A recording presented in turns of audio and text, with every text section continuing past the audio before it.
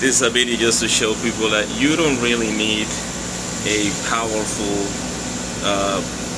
1 horsepower compressor in order to have clean cuts with your laser cutter. This is the compressor that I'm using. I mean, it's not a compressor, it's really an air pump, and this is 102 watts of power, and it pushes a lot of air, and as you can see, I mean, this is let me show you. This is half-inch thick plywood that I'm cutting. This is the back side. Of course, it has some reflection, so I mean, there's a little bit of dirt that I think comes from the table itself, but the top side is absolutely pristine. And the speed that I'm using is 10 millimeters per second. This is Reci W2 tube, and I think it's outputting something like 95 watts or something of power. I'm using all the power available.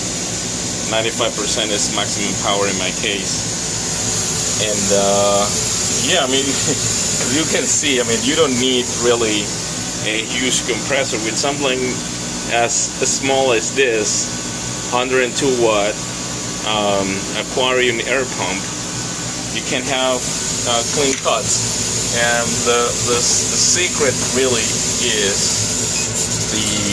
the head that I'm using. Let me disconnect the head to show you.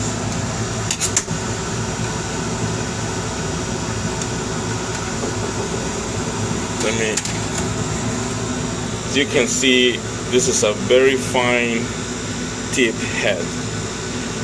It might be a pain to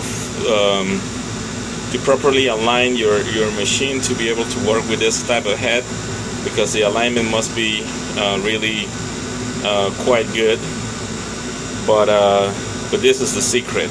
I used to work with this type of head, and as you can see, the aperture is a lot bigger, and since it's a lot bigger, you're reducing the pressure that comes out of the nozzle, and you're actually wasting most of the air, and most of the air is not going through the cut. It's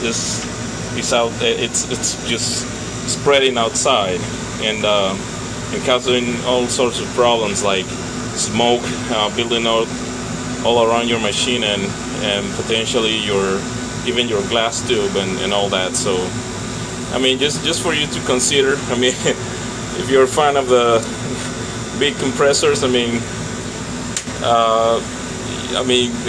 you can go shopping with a semi truck, as I like to say.